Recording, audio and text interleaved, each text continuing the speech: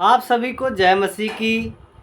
परमेश्वर का धन्यवाद हो कि हम सब एक दूसरे से सीखते हैं और पवित्र आत्मा के द्वारा पवित्र आत्मा जी सहायता और मदद करते हैं और हम सब एक दूसरे के द्वारा सीखते हैं, क्योंकि वचन हमें सिखाता और हम एक दूसरे को सिखाते हैं, है ना।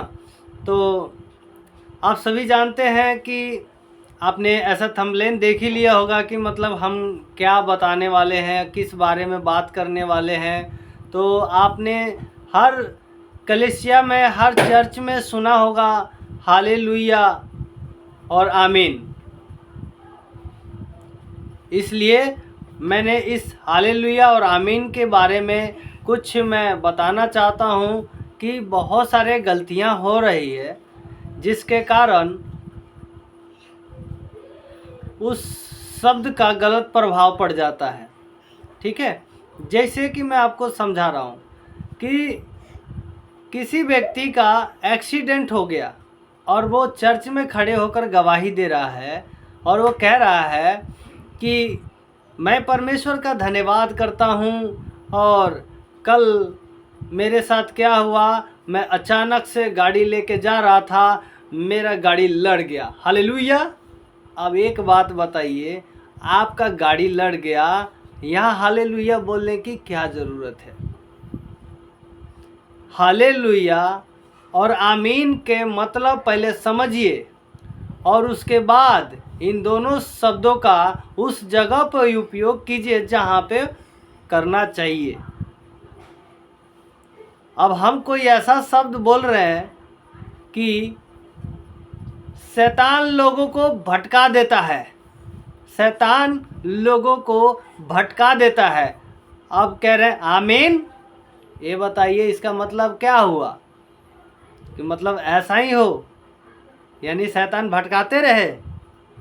जी नहीं, आपको आमीन और हालेलुया बोलना है तो जगह पे बोलिए, ऐसी जगह पे बोलिए जहाँ पे उसकी ज़रूरत है। ये नहीं कि हालेलुया और आमीन को हर जगह आप बोलते रहिएगा। इसका मतलब तो कोई अविश्वासी, यानी जो संसार में से अभी अभी विश्वास में आया है और उसके पास आप बैठकर प्रार्थना कर रहे हैं उसके साथ में, पता चले उसको पता नहीं है कि पड़ोसी के बारे में हमको बुरा भला प्रार्थना करना है कि नहीं, और वो भी पड़ोसी के बारे में बुरा भला प्रार्थना कर रहा है, हे परमेश्वर मेरा पड़ोसी को तुम नाश कर देना। आप बोलते जाओ आमीन, आप बोलते जाओ आमीन, क्योंकि आपको पता नहीं है कि मेरे साथ में जो बैठा वो प्रार्थना में क्या प्रार्थना में बक रहा है, और आप आमीन बोलते जाओ क्योंकि आपको पता नहीं है कि कहाँ पे आमीन बोलना है, कहाँ पे नहीं बोलना है। तो चाहे कोई भी हो, अगर इस वीडियो को देख रहा है तो उस परमेश्वर के वचन को लेकर के आप अपने अंदर सुधार कीजिए कि हालेलुया और आमीन कहाँ पे बोलना है। आइए हम जानते हैं कि इस हालेलुया और आमीन के मतलब होता क्या है। आइए, आमीन जो है, ये जो शब्द है ये एक इब्रानी शब्द है, ठीक है जी।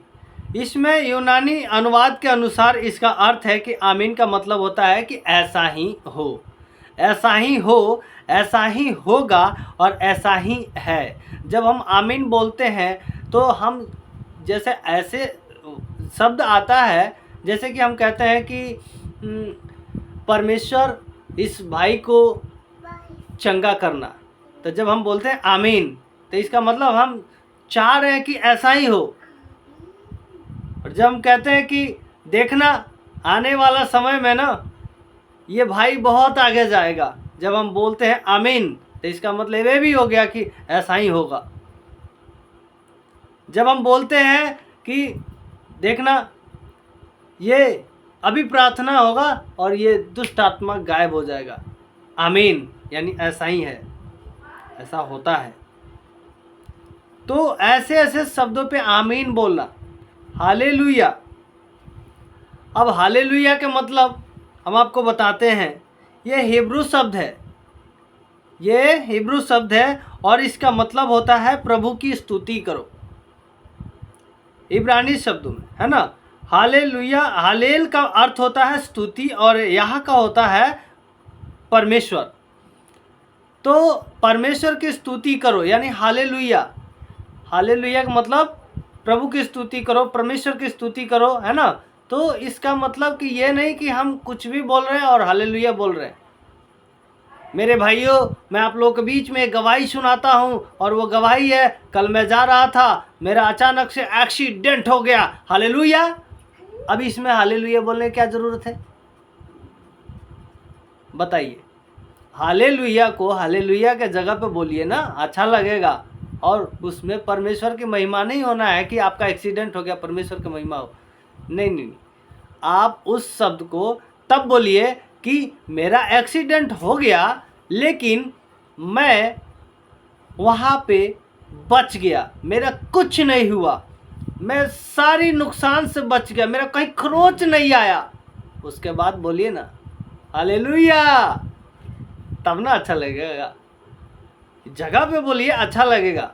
तो मेरा ये, क्योंकि मैं कुछ लोगों के साथ जब घूमता हूँ, कुछ लोगों के पास जाता हूँ, तो उनके अंदर जब मुझे ये चीज़ दिखाई देता है, कोई भी चीज़ ऐसे दिखाई देता है, तो मुझे लगता है कि देखो जो चीज़ गड़बड़ चल रही है उसमें मुझे हमें बताना है। क्योंकि जिसको नहीं पता है वो तो बोलेगा ही बोलेगा, लेकिन जिसको पता है अगर वो समझा देगा तो हो सकता है उसी दिन से उनके जीवन में इस चीज़ का बदलाव हो जाए। तो मैं ये जो बता रहा हूँ, अगर जितने भाई अगर ये गलतियाँ करते हैं ना, तो प्लीज़ ये गलतियाँ मत कीजिए, इसका गलत प्रभाव होता है। आप जिस शब्द पे आमीन बोलेंगे वो आपके लिए होगा ना, क्यों, सोचिए ना ज़रा। तो आइए, आशा करते हैं कि आप लोगों को इस बातों को समझाने से समझ में आ चुका है। मैं विश्वास और भरोसा करता हूँ कि परमेश्वर का जो आत्मा है आप लोगों को बहुत अच्छे से अगुवाई करेगा। हम छोटी सी एक प्रार्थना करेंगे और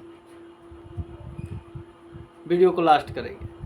सर्वशक्तिमान परमपिता परमेश्वर, हम आपका धन्यवाद करते हैं मेरे पिता। मैं प्रार्थना करता हूँ मेरे पिता, इस वीडियो को जितने भाई बहन देख रहे हैं उनके जीवन में ये जो भी संदेश सुनाया गया है उनके हृदय पट्टियों में छप जाए, और हमेशा हमेशा के लिए वो इस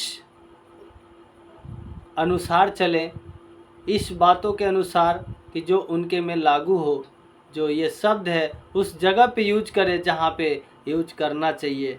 यस मेरे पिता, मैं धन्यवाद करता हूँ, और मैं आशा और विश्वास के साथ कहता हूँ कि इस वीडियो के द्वारा बहुत आज से लोगों को जीवन में बदलाव होगा, और मेरा यही आशा है प्रभु जी। मैं धन्यवाद करता हूँ पिता, सारी आदर महिमा हम आपको देते हैं मेरे परमेश्वर। सारी प्रार्थनाएं प्यारे प्रभु यीशु मसीह के नाम से मांगते हैं, आमीन आमीन। तो आइए, आप सभी को जय मसीह की। मैं आशा करता हूं कि आप लोगों को इस वीडियो से बहुत ही बदलाव होगा, और आप लोग इस वीडियो के द्वारा सीख चुके हैं, और अगला वीडियो आप लोगों के पास पहुंचेगा परमेश्वर का वचन। जो आप लोग अगर हमारे चैनल को सब्सक्राइब नहीं किए हैं तो कर लीजिए जल्दी से, क्योंकि देखिए चैनल से मेरा कोई पैसा कमाने का मकसद नहीं है, क्योंकि मेरा मकसद है कि वीडियो जो है जैसे कई लोगों के पास पहुंचता है, तो वो वीडियो के द्वारा क्या होते हैं, सुसमाचार को सुन करके, परमेश्वर के वचन को सुन करके उनका जीवन बदल जाता है।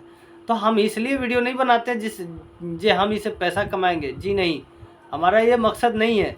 हमारा ये मकसद है कि अगर हम किसी के पास नहीं जा पाते हैं और वो व्यक्ति हमें जानता है, हम उसके पास बैठकर नहीं समझा पाते हैं, तो कम से कम वीडियो को बनाकर उसके पास भेजकर समझा सकते हैं, या वो हमारा वीडियो को देखता है और इसे समझता है। ठीक है जी। तो इसलिए कहता हूँ चैनल को सब्सक्राइब कर लीजिए और बेल आइकन दबा लीजिए, ताकि आपको नोटिफिकेशन मिलता रहेगा और आप सीखते जाइएगा। प्रभु का धन्यवाद हो। आप सभी को जय मसीह।